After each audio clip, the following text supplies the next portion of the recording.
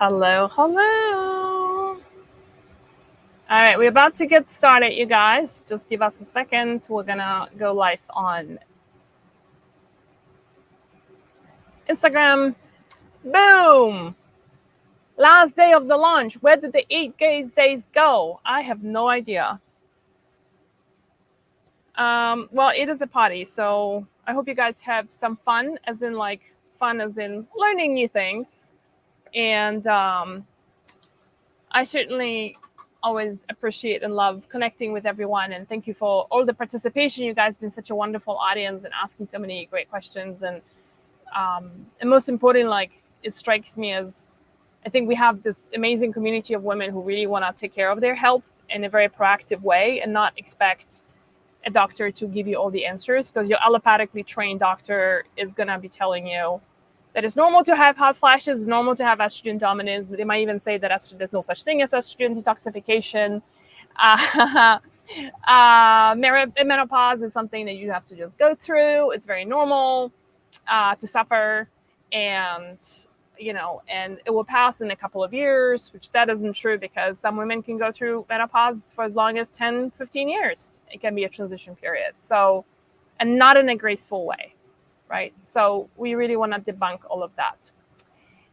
We are on the last day of our book launch. In case you're logging in only today, you have missed all the other days. Don't worry, we have everything is documented. So we are celebrating the 3rd edition of my book, Overcoming Estrogen Dominance. And all the things have been posted in our events page, which our good friend Jen will post that in the links where the events are. It's basically on our website. The title of the book, overcomingestrogendominance.com/events. You can get it all there. And we're still, by the way, you guys, we're still running the giveaway for the book. So if you want to qualify for the giveaway, that's going to be announced on the 22nd of, we're going to be running until 22nd of April. Then just message us in here where you are right now, the word giveaway, and we'll tell you how to enter the process. Well, you're already entering by just messaging us. So, but we're also going to do a giveaway of the book today during the call, and the criteria are pretty simple.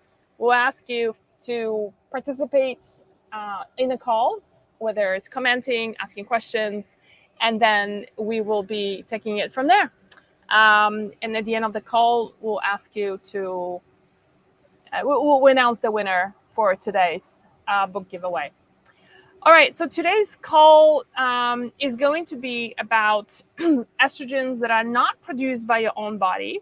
We've been focusing a lot for the past 7 days, on estrogen dominance that manifests in the form of fibroids, problems with your breasts, problems with your periods, making perimenopause a living hell. We talked about breast cancer. We talked about thyroid nodules. We had a whole day about you accumulating weight around, and a lot of inflammation around your hips and thighs and cellulite, and what to do about it, right? So all of that content is going to be available to you on that website. And if you're watching it is on Instagram, you can go to my bio, and on the bio there is one of the top links there. It says events replay, and then there is videos there, previous talks, previous Q&As by topic. There's also recipe ideas and expert interviews. So let's dive in. And what I want to talk today about is, so all these other symptoms that we talked about is are estrogen dominant related. And I talked a lot about why estrogen dominance happens. A lot of it is to do, and we spent I think 90% of the time talking about what the body does to break down those estrogens, right? And so for those of you who are maybe new to this, you can be in menopause and perimenopause and have low estrogen and still experience estrogen dominance. And the reason why that happens is because the way you break down those estrogens to clean and dirty is you're producing too many dirty estrogens, or it could be that your estrogen to progesterone ratio is off, even though both of them are low. So actually what estrogen dominance does for women in perimenopause and menopause, it makes that phase of our life pretty miserable. You correct that, you're gonna feel so much better sailing through menopause and perimenopause. So the other aspect that I have not been talking much about, but I want to cover this today, is basically what we call xenoestrogens. Xenoestrogens are estrogens that we're getting from outside, meaning it could be your cookware, it could be your the food you're eating, it could be the skincare products you're using, cosmetics you're using. And I know it sounds like a pretty daunting idea, because the last thing I want you to say on this call and saying like, oh my God, Magdalena, everything is now toxic. Then what do I do? How do I live? Right? I can't live in a bubble. And I'm not asking you to live in a bubble. I don't live in a bubble, and I still live a very clean, fairly clean life, as much as to my best abilities, and making conscious decisions on how to shop for products, what skincare to use, what cookware to use, to make it to reduce the impact, reduce the toxicity, and introduction of xenoestrogens into the body. So in case you are new to this and you're just starting out on this journey, and this is like the first time you just joined our community and you've been listening to all this previous talk where I talked about how you need to support your liver and you need to get on the elimination diet and reduce your sugar intake and blah, blah, blah. And all of that is like, whoa. Don't worry about today's call, right? Like today's call is like an advanced class for people who've been doing this for a long time. So when you're just starting out, you can watch this. I'm not asking you not to watch it, but you don't have to take action. Your first action is to make sure your diet is dialed in. You've got all the supplements that are there to support the estrogen metabolism in the body. You want to make sure you're changing your diet to lower the inflammation, use supplements to you have the nutritional richness that is required for the body to function properly. That's your major focus. If you've been doing this for a long time already, you're ready to like move on, saying like, okay, Magdalena, now what's next, right? Then this is the part. And in the book, it's on chapter 8, and we call it Move Beyond Food Practices. And the reason why I talked about beyond food practices, because I'm talking here about skincare products, like I said, kitchen. So there is a whole kitchen detox. There is a whole bathroom detox, daily items detox, quality of sleep. We're also talking about detoxifying with castor oil packs. There is also breathing techniques, restoring infrared sauna, doing the lymphatic system massage, and then oxytocin and the art of self-love, right? So there is a few things like that I think are just so wonderfully supportive of managing our estrogen dominance. So let me ask you first, like when I say xenoestrogens, like what does that mean to you, and what do you perceive as being like the products potentially that people are using, or maybe that you used to use, that are kind of toxic and are just like bad news for the endocrine system for women? And by the way, based on the participation, that's how we also going to be deciding who to give the book to. So for today's giveaway. So just FYI. One caveat though, we ask you that if we pick a person, do we send the book to? It has to be US based, okay? So what comes to mind? Like, what do you do? What do you know is very toxic? So let me just tell you about my experience. My first thing in realization was like, what's the biggest thing? So when you say chemicals, for example, like be more specific. So perfumes is great. Deodorants, yeah, that's awesome. I was just gonna say the first thing that I removed that I was really shocked to find out was there is aluminum in deodorants, right? And I'm like, wow, I'm putting it right here when there is all these lymph nodes right next to my breast, right? And that stuff stays in here. And well, no, it doesn't say that. It goes somewhere. Where is this going? And I remember these antiperspirants. I was so fascinated with them, like in my early 20s. I'm like, oh my God, like I don't even have any wet spots in here. And this is great. Like I'm loving it, without realizing what's actually in them. And that was the first thing that I ditched. which was like the best thing ever. So some of you are saying perfumes, which is great. Toxic hair products, makeup cleaning products. I changed them all. Mrs. G Johnson is saying that's awesome. Plastics, very good. House cleaning like bleach, yep. Detergents, yep. Chemicals leading cleaning products. Non-stick pans, thank you. I'm gonna talk about that. Air deodorizers. Thank you for mentioning that. I mean, am I alone here to say, like, one of the things that drives you crazy is when you get into like a Lyft or Uber with a driver and they have this fake air deodorizer, on the AC, and it's like blowing right in your face and it's got that fake smell. And for someone who's been living a really clean lifestyle, like, I immediately feel yucky. I get a headache. So I ask them to remove it. I always tell them, look, I'm super allergic. Can you please remove it?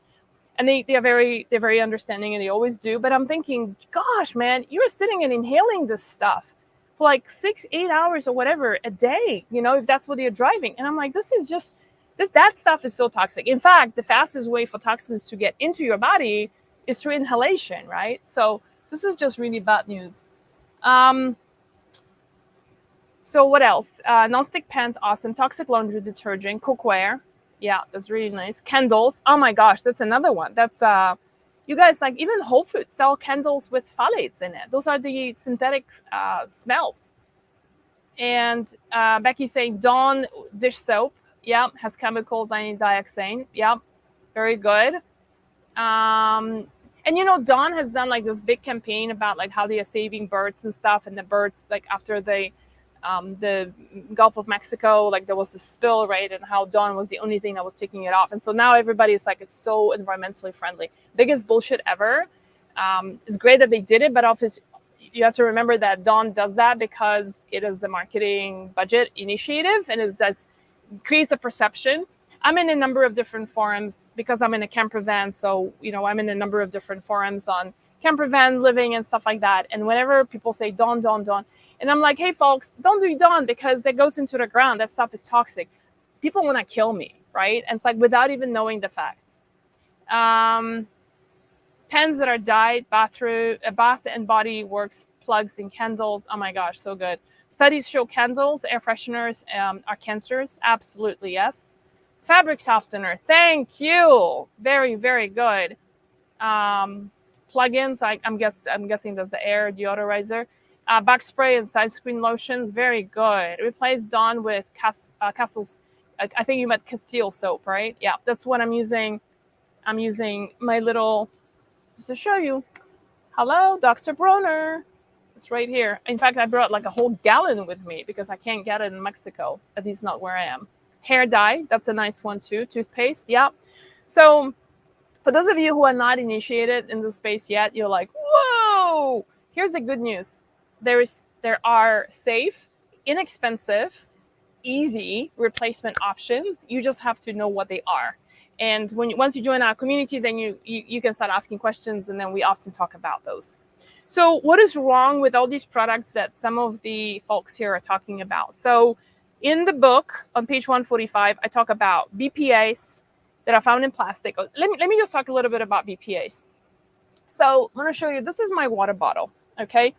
Let me show you something else that you may find you would appreciate because you are in this community with us. These are my water bottles, okay? This is how I store my water. In Mexico, you cannot drink water from the tap. And this is my water bottle. Can you see that this is glass, right? So I don't use plastic. So you think like, hey, Magdalena, you could just use a BPA-free plastic bottle, right? It's easier, it's lighter, it's not gonna break. And the reason why I'm not using it is because of, yeah, sure, it may be BPA-free, but guess what? Now they replace BPAs with BPF and BPS. And the preliminary research shows that these could be even more toxic than BPA was, right? So they're switching from one toxin to another. So you're never gonna win that war. Instead, you're like, you know what? The easiest thing to do is just for you to replace everything with stainless steel. Like this was the water bottle I just showed you. Using glass is not always, viable for everyone, right? There are times where you just use plastic because you have no choice. So let's not be like obsessive about it. But if I'm spending 6 months of my life in a camper van, I don't want to use plastic because then it's 6 months of constant plastic, right? And I'm in a tropical and subtropical climate, which makes it even worse because the heat is what makes the plastic to enter into the water. So very simple solution from clean canteen, using very dirty, but highly functional stainless steel. And if you drop it, no big deal. It's not going to break. Super clean, easy solution, right? So that's about BPAs. Parabens are synthetic preservatives, and so anything that's got the word paraben in it, you want to stay away from it. Phthalates is a very interesting one because nobody is going to put phthalates on their labels, but they're going to use the word fragrance or perfume without the E at the end, so parfum, right? And all of that stuff is really bad news. Phthalates are synthetic estrogens. What these chemicals do is, I just want to also clarify, like what's wrong with all of that, right? These chemicals, what they do is two things. They pretend to be estrogen, so they attach themselves to the estrogen receptor, pretending like it's an estrogen, but actually not doing the work that a true estrogen would be doing. They also attach themselves for a significantly longer time as compared to a true estrogen, which attaches itself, goes to the DNA, it's being used, and then is released. That is not the case with synthetic estrogens, or those what we call those xenoestrogens. External, xeno means external estrogens you're introducing into your life. So it is a big deal. And the other thing that xenoestrogens can do is when they enter the cell, they can do DNA damage. This is the reason why, like, it's so sad, but a lot of women who are like, have you had friends, or maybe that was you too, who've been diagnosed with breast cancer, and then you just completely clean up their life, right? And then suddenly they find like all this research of going like, oh my God, like I didn't realize all these perfumes and dryer sheets and and all the all the stuff that I've been using, I was just like bathing in this chemical pool of things, and all of that might have been contributing towards my estrogen receptor positive breast cancer. So we are here to prevent that from happening, right? Having fear was originally my biggest reason, my biggest why I started doing this work, because there is estrogenic cancers running throughout my entire family, right? So I have both my sides of my family. My aunt had passed away from various different types of estrogenic cancers. We have a lot of women family members who've lost their uteruses. And so I didn't want to be a statistic. So if you ask me what was my biggest fear in the past, it was that I was going to get breast cancer. And it's a terrible, for those of you who believe in energy and the conversations you have with yourself, it's a terrible thing to say to yourself, like, oh, I'm afraid of having to have breast cancer, right? It's almost like you're seeding that whole idea, that the disease in your own body. So I did everything I could to get educated on the topic of estrogen dominance, and doing today things that I know I can, and obviously being tested on a regular basis to make sure I metabolize that estrogen correctly, to know that I've given my body the best shot I can. And at 51 right now, so far so good. So and I hope this is going to continue being that way. All right, moving on. So phthalates are tricky because anything that's got the word fragrance in it it's going to have phthalates in it. Phthalates are one of the biggest contributors towards xenoestrogens, and you don't want that. So today what you can do is go and look at all the products that have any kind of fragrance in it and start looking for phthalates. Here's a little tricky thing. Companies are evolving. So there are companies now, including like very nice organic perfumes that are not organic. They are beginning to use that in marketing, what's called greenwashing, because they'll be like, our perfumes do not use phthalates. So they call me an influencer. So they always send me like stuff, right, to try it out, hoping that I'm going to promote it. And then the minute I open it, I already knew this was synthetic fragrances. And I'm like, okay, so there's no phthalates. Then what else do you use? And you can tell once your nose gets adjusted to true essential oils are fine, right? But the true essential oils, then your nose is able to pick up what's synthetic. And not only that, when I sprayed that perfume, like I just sprayed it on like a piece of clothing, not on myself, That thing stayed on there for hours and hours and hours. True essential oils don't do that. So there is obviously some other chemicals now that they are using for the fragrance to stay there. Another one that's greenwashing a lot is Mrs. Meyer's. Who here is using Mrs. Meyer's thinking it's a really great brand? It's a total BS. And you know it from when you smell it. And it's also like when you wash your hands, that smell stays on your hands for hours and hours and hours. So they're also greenwashing. I know in their marketing, they say they don't use phthalates, but they are beginning to use other chemicals. And so that hold on to the that kind of make that fragrance stick to your skin or your clothing. So you're gonna be really careful and just use your nose for like a detection, or just go with brands that you know are safe. Triclosan is another one. Aluminum is another one. Sodium lauryl sulfate, so SLS. Fluoride. So fluoride is another one, you guys. Please, if you're drinking tap water in the United States, in US fluoridates its water. Fluoride back in the 50s was used to slow down the thyroid. When I was in private practice, I can't tell you how many people have come to me and said, ever since I stopped drinking tap water, my thyroid function has improved. I'm like, amazing, because you're not drinking fluoride anymore. Then people go, wait, but I've got this Brita filter, right? Or I've got my fridge filter, and I'm using only fridge filter.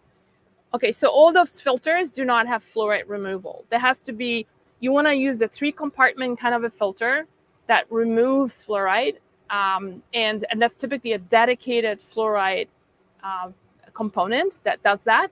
Or you can go with reverse osmosis, which is pretty clean, which is very clean. And a lot of people go like, oh, reverse osmosis removes all your nutrients. Well, listen, you're not supposed to get nutrients from water, okay? If you do, that's like you go to Switzerland. Water is not your source of nutrients. Food is gonna be, supplements are gonna be source of nutrients. So that's that. Chlorine is another one. Formaldehyde, another one. Synthetic colors and dyes. So and those ones that you see with the numbers, right? PFC. So these chemicals resist heat, oil, stains, grease, and those will be used for coating different cookware. So here we're talking about kitchen detox, what you can do. I want to talk about one that just this is another greenwashing that drives me completely bananas.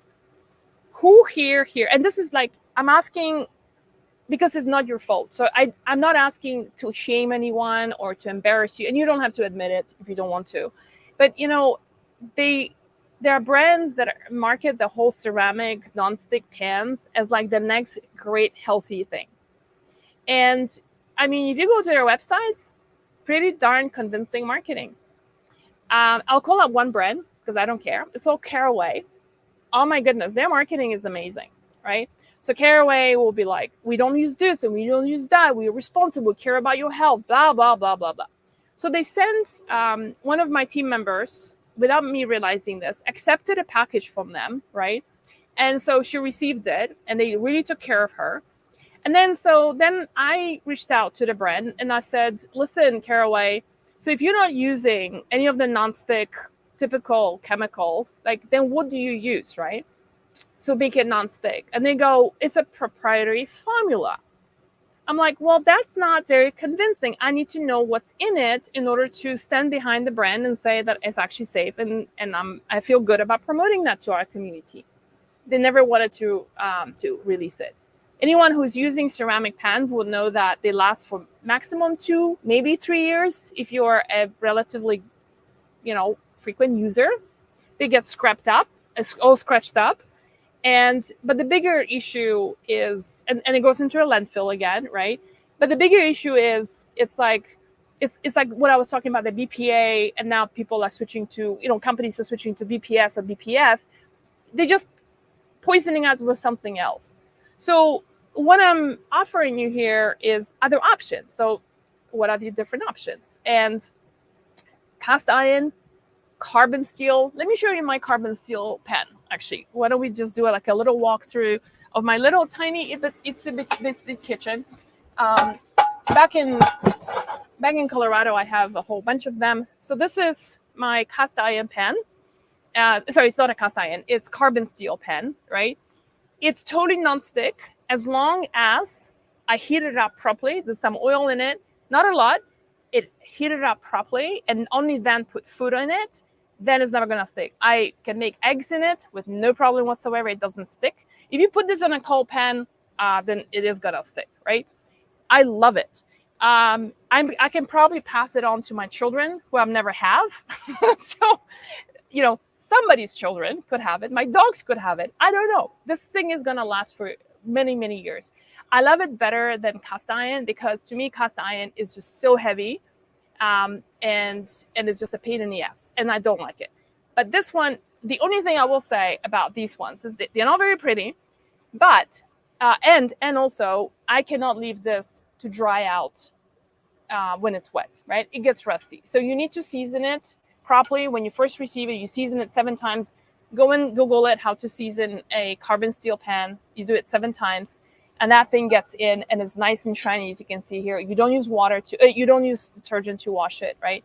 You just water, and you immediately have to dry it, and then it maintains it really nicely. As you can see, it's a little rusted on the other side because I'm on the seaside right now, and it's just the salt has been corroding everything. So kind of looking forward to getting out of, I got a bit of a beach fatigue, if you will, and the rusting is one of it. So anyway, that's one great option. I want to show you something else. So that's my other favorite brand. I am, by the way, not associated with them in any way whatsoever. And I've got 3 of these pots from them. It's called Dansk, D-A-N-S-K.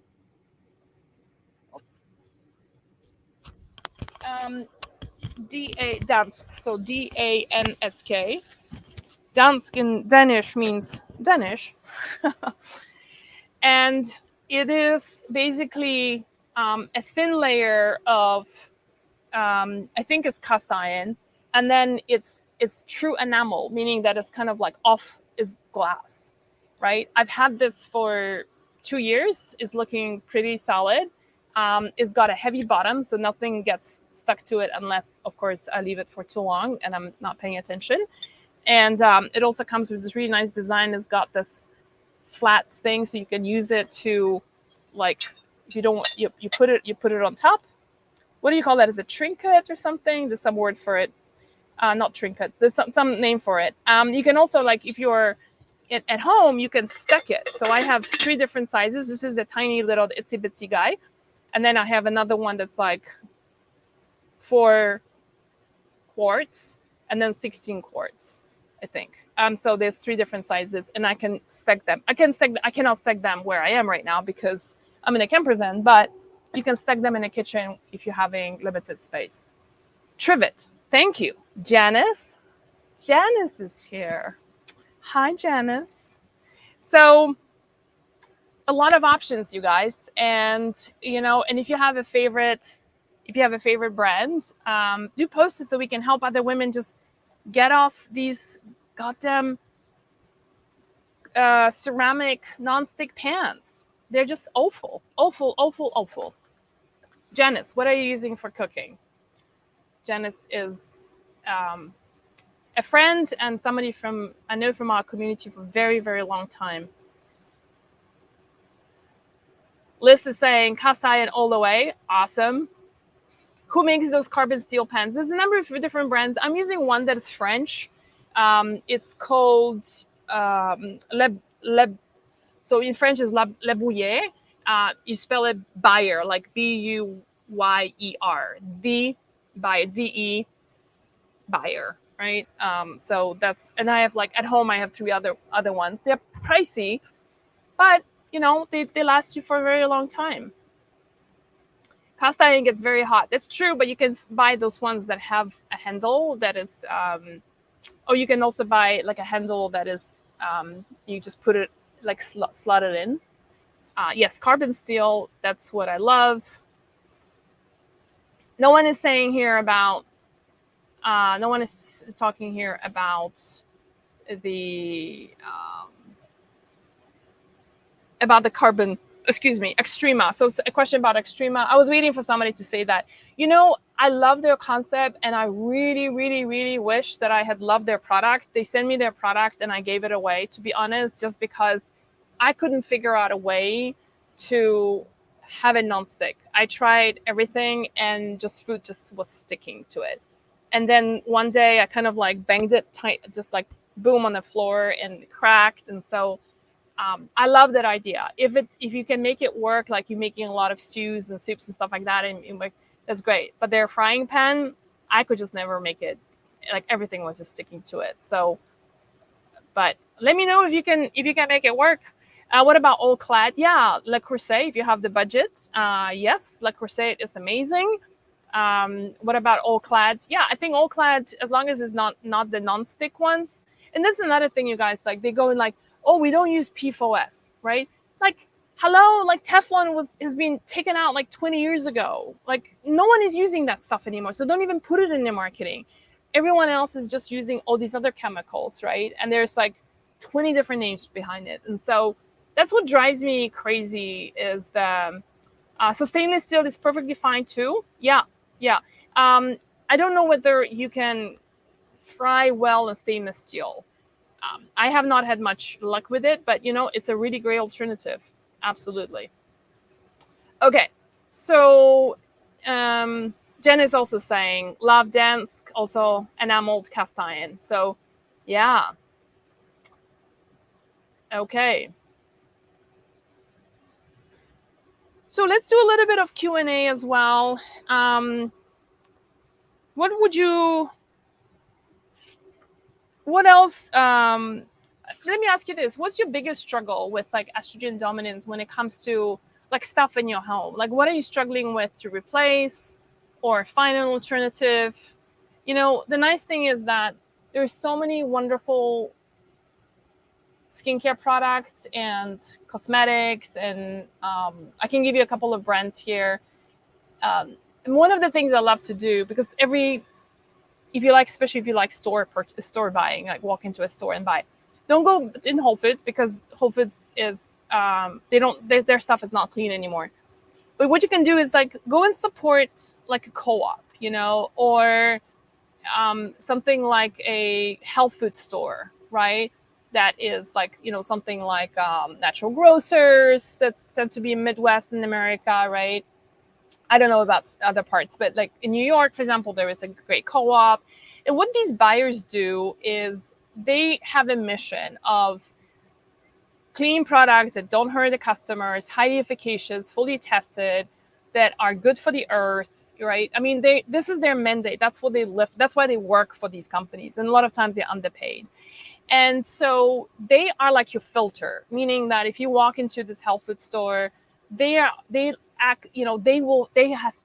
done the work for you already, that product is safe and the testing is there and they've actually run through it. And so it's I found it like whenever I travel, if I run out of something, I just walk into one of those and I'm like, I know I'm gonna be safe because that buyer has probably done an amazing job doing that.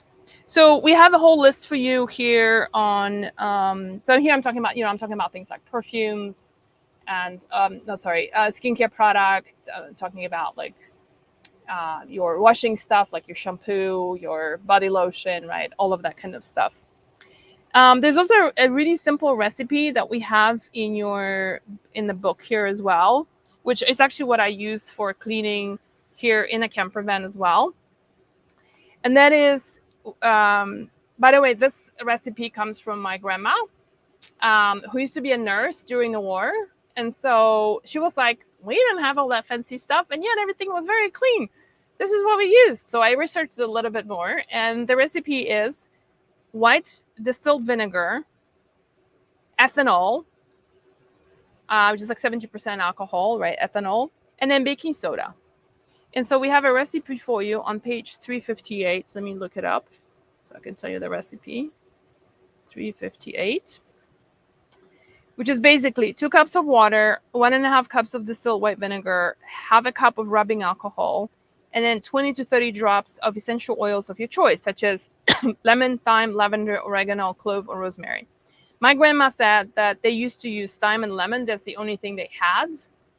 And she said that was used in the hospitals to clean, and it was perfectly fine. Excuse me. So the whole antibacterial stuff, please don't buy into it, because I think you guys know, right, about antibacterial stuff. Like, you really don't want it. Antibacterial stuff kills all the good and bad bacteria and actually leaving you more vulnerable to more pathogenic bacteria more than anything else. Pretty nasty stuff. So they're actually phasing out. Even the FDA is now realizing this was a really bad push. I talk a lot about sleep in here as well and getting your sleep dialed in. We talk about castor oil packs and what you can do with that. Talking about breathing technique for the 478 breathing technique. I talk about infrared saunas. So you've got, and then also lymphatic dry brushing and rebounding. Also, don't forget to do the breast massage, lymphatic drainage that I was showing during our call on breast health. So,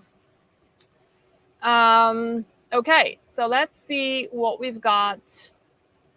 Let's open it up to questions. Favorite body soap? Yeah, thank you. So my favorite would be Dr. Bronner's, and yeah, I feel like it's always any kind of Castile soap is just great. Is there a connection between mold exposure and estrogen dominance? Yes, absolutely, there is. And mold is a really complex. I am going to talk about that more in the coming months, but it's yes, there is definitely a big connection there. And the first thing you want to do is address the mold, and then you address the estrogen dominance. I have used cast iron and tested high for iron in my blood work. So, Julie, thank you for mentioning that. I had the same thing happen to me. The trick is that you're probably leaving the food in the cast iron for too long. What I was doing is, for example, being lazy, the lazy cook that I am, I was just leaving the food in a cast iron, putting it in the fridge, and then reheating it. And that was a really bad idea. The other thing is what you don't want to use in cast iron is cooking anything with like tomato sauce, for example, because it's acidic and that acid pulls the iron out. So that is, those are some of the, if you're just doing like, I mean, look, cast iron, if you're talking about the pan, is really for sauteing, frying something. It's just high heat, boom, boom, done, you take it off, right? If you're making, say, stews and soups or sauces with tomatoes in it, you've got to use something that is like enameled, right? Does Le Creuset have lead in it? Not that I heard of. You might research that more.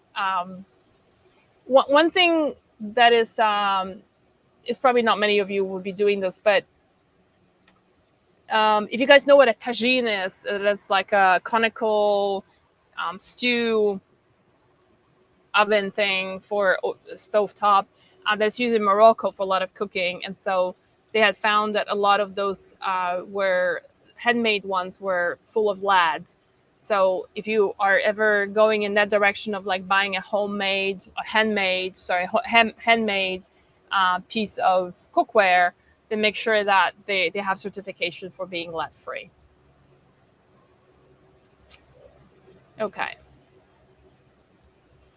Someone is asking, can emotions and grief contribute towards estrogen dominance? Absolutely, yes. And the connection here is that emotions and grief is highly stressful.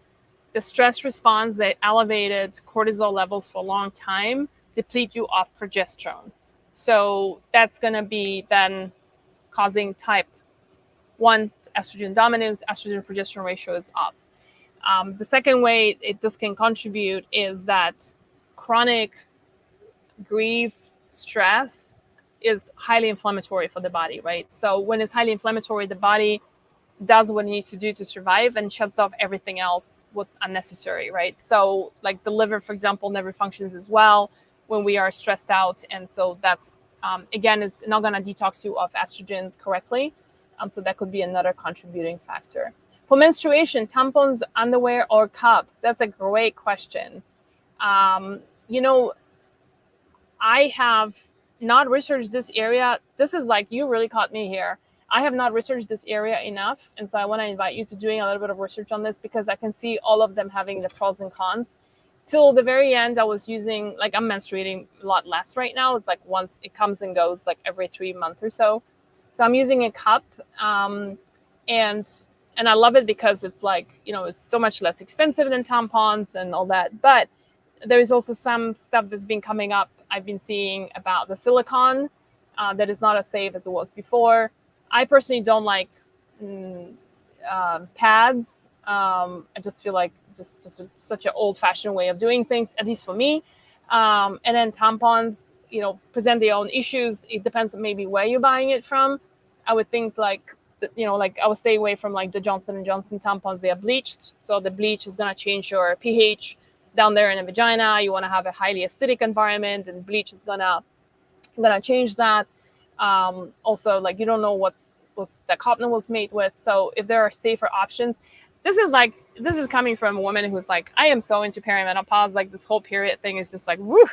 I have not researched this for a long time, so that's gonna be. I hope I've given you some ideas here to look at. Dr. Bronner can be used for even washing hair. If you want to have a greasy hair, then yes. So what you need to know is that Dr. Bronner is pretty much a soap for the body. You can also use it for other things, like even washing stuff. When I remember the Kilimanjaro climb with my friends, it's like 15 years ago. We just brought one little bottle of Dr. Bronner. We were washing clothes in it. We were washing our dishes with it. We were washing our bodies with it. So it was just like all around, but not in hair. So Dr. Bronner, like Castile soap, has got some fat in it. It's quite a high fat content in order to match the pH of the body, of the skin rather, sorry. Your hair pH is different. And so for most women, if you use Dr. Bronner, you end up having very greasy hair. Henna for hair, do you have any suggestions? Yeah, that's great. I think there's also something called, there's another herb that's used in combination with henna, indigo, I think, that can be used so that you don't end up, looking like Cyndi Lauper, and adds like a darker tone to things. As the hair colors safe, they are not. And so, here's my take on this. Like, I don't know about you. I'm not a purist. Like, I do have, I have like silicone and stuff for storage, but occasionally I do water from a plastic bottle because I have no choice, right? And I don't obsess about it. And so, you do what you can. Look, if you've cleaned up all these other things, your deodorant, your washing powder, you don't use, those drying sheets anymore, right? Your cookware is all dialed in, right? You got so many amazing things that you've changed in that, but you wanna color your hair. It's like, just do it. Just do it. It makes you happy. It makes you feel good about yourself, and you love yourself with a hair color. Come on, just do it. I stopped coloring my hair, but you know what? Not because I love the white hair. I really don't. But it's only because I'm lazy, and so I don't want to be having to like go and get it retouched every 2 months. And so it's just because I want to be low maintenance. But if I was living in a city, I would do it probably, and had more time. I'll probably be doing it a lot more often. There is somebody called Hair Colorist who just joined. Nature Care has safe tampons. Great. Nature Care has safer pads and tampons. It's awesome to know. There's also chlorine in the pads. Yeah, so we don't want chlorine. That's for sure. Somebody's saying, when I feel stressed, I take walks in the sunshine. That's such a great piece of advice. It really is. All right, let's see. Jen, do we have any questions that we want to pop before we start wrapping up? Will heavy metals toxicity influence estrogen dominance too? Yeah, I mean, look, heavy metals is just bad news all around, right? Like, it's hard to be a healthy individual with heavy metal toxicity. So it's going to impact everything. It's going to impact your entire endocrine system, your nervous system, your ability to detoxify your body. You're going to have probably heavy metals can be also causing candida, yeast overgrowth. That's going to change your microbiome. Your microbiome is going to impact your estrogen dominance. There's nothing in the body that works away from, in isolation, right? So if you're having that issue, I highly suggest to work with somebody to take it, to detox that from your body. I have used distilled water for nasal rinsings. The water comes in plastic gallon bottles. Do you know if distilled water in glass bottles is a thing? I don't. I just wonder whether, do you really need distilled water for nasal rinses? Or can you use reverse osmosis water for nasal rinses? When I had COVID just recently, I was using I was using water with saline water. I was making myself because I ran out of the bullets to inhale it through my nebulizer, because lungs is like, that's my Achilles heel, if you will. And I was using just reverse osmosis water with saline to inhale it, and it worked perfectly fine. So I'm not sure if you need the distilled water for that. Look at the reverse osmosis. Okay, cool. So what water filtration do you recommend? That's a big topic. Generally, I would say, see you, Janice. I would say generally a really great idea to invest is a reverse osmosis for the drinking water. That just covers all your bases. And there's people who are really particular about water, water systems, and advising on what filter system to use is to get a water report from your county and then see what's in it, and then map it with the right filter. There is a lab actually, Score Lab, I think. Let me just do a quick Google. If you guys want to know what's in your water, Score Lab, water testing. They're in California, in Berkeley. Yeah, MyTapScore. Okay, mytapscore.com. It's a great lab that tests your water for what's in it. And then what it does, it recommends different filters based on the water issues that they are there. So that's a really great one to do. I'm really grateful I did that with that company, because it turned out that I had radon in my water. I live up in the mountains in Colorado. It's a naturally occurring radioactive. Come on, jump up. No, you have to go up. It's a radioactive substance, and so it was a really good idea not just to have reverse osmosis, but I also have an additional filter that filters out the radon. So, and that got picked up in that lab. It's a functional lab, which means it looks at a healthy person's what water should look like for a truly healthy person. You know what I mean? Like, not if you just send it to like those regular labs, it's like blood testing, right? It'd be like, oh, your vitamin D is at 12, you get to go. And you're like, your vitamin D3 should be like more like in the 60s, especially when you have an autoimmune condition, right? So they just basically give you the ranges for truly good quality water for people who want to be healthy and not who just like want to survive, right? So okay, so I hope I answered that question. Also, before I forget, on today's page on the events, there is an interview I did with Laura Adler, and she is a phenomenal toxins expert. So whatever I'm talking about today, this is like just scratching the surface. She and I sat down together 3 years ago, so that's an interview from 3 years ago, still highly relevant. I highly encourage you for you to watch it. I love her work because she is super knowledgeable, but she also is not a fearmonger or be like, when you listen to her, you feel empowered rather than scared. You don't walk away and be like, oh my God, now everything is toxic. Now what do I do, right? But instead you're like, oh, okay, here are the 3 that, I just learned today. And I think I can easily do that. So like next time if I'm buying whatever product, right, I'm going to just change it to ABC because Laura said so. And so you can also follow her on Instagram. I think it's Environmental Toxins Nerd. That's her handle. And she works more with practitioners than she doesn't take like patients and stuff. But I think it's worthwhile following her Instagram account because it's very empowering and she's very funny. So, all right, last question. I'm working with a functional doctor on heavy metals, but she wants me to remove fillings first before she does the protocol. Would you agree? 100%. Yes. I had six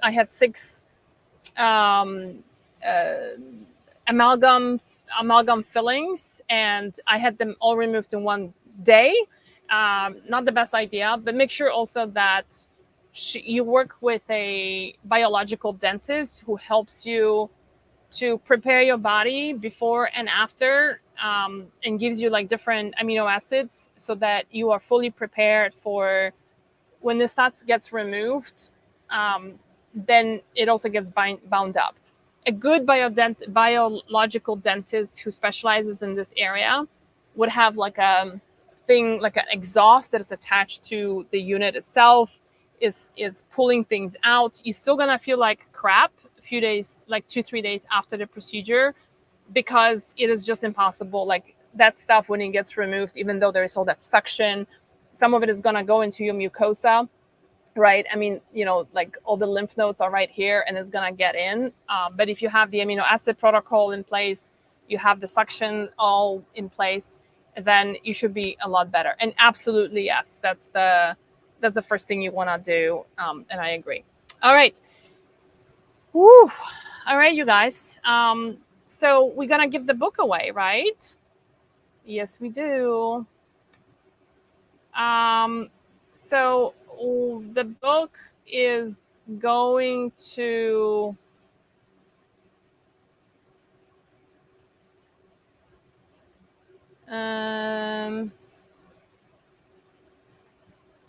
all right.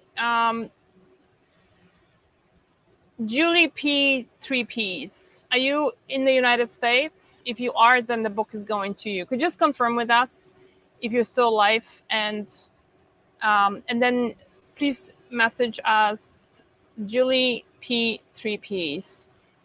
Please message support@hormonesbalance.com,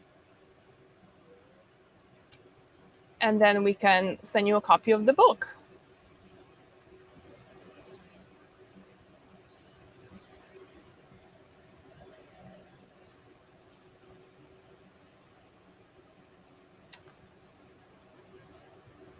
Julie, can you just confirm that you are in the US? So I'll stay on for a couple of minutes longer.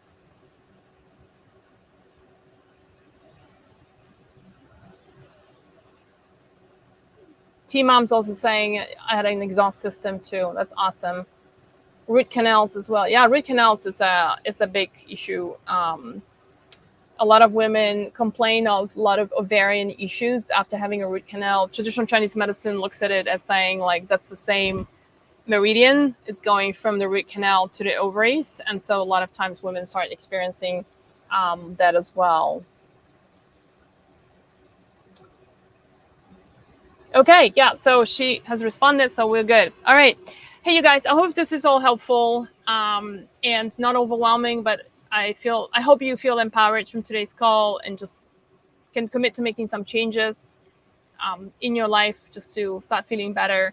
And most importantly, overcoming estrogen dominance is not just about addressing a couple of changes, but like it's a bit of shift in your life. Hopefully that will set you, not hopefully, but it will set you up for a rich, health-filled, abundant life once you master this kind of lifestyle. That is also gives you the ability to live fearlessly and fear-free of developing whatever it is. One of my videos I talked about earlier in the week is like how many of you have come in here and said, I've been having all the things you're talking about for 20 years, and women sharing how they've lost the uteruses and breasts and thyroids and all that, right? And they had years and years of going through estrogen dominance. No one told them and what the root cause was, and it just resulted in so many medical conditions. So you know what to do. Get the book, jump on the protocol. It's going to be something. It's not going to help you just with your hormones, but probably you're going to sleep better, you're going to look better, you're going to release some of that inflammation, i.e. lose a bit some of that weight. Your guy is probably going to feel amazing too. One of the things we talk about women here, but men, prostate issues within men are also because of estrogen dominance in men. Men can also experience estrogen dominance. In fact, beer drinkers are highly estrogenic because hops are highly estrogenic. One of our products called Estro Boost contains hops, but it's meant for women, and that's because it is. So that's why men boobs are real. Prostate issues are real, and it's all because of estrogen dominance. So the chances are that your male partner will benefit from that as well. I hope this has been helpful. This certainly has been a lot of fun with you guys. Thank you for all your questions and participation and being curious and staying on top of things, and most importantly, taking health to your own hands. I am so delighted that this community is so involved and so willing to take care of yourself. And so you're gonna congratulate yourself, give yourself a big hug for just being even here, and then let's all get to work. I will see you guys on some upcoming weeks. I am taking a week's break. I'm going to Mexico City. I'm done with the beach. I'm beached out. I want to go to the city and have some crazy fun with my 2 girlfriends. And I will see you sometime in April. Thanks again, everyone. Bye-bye.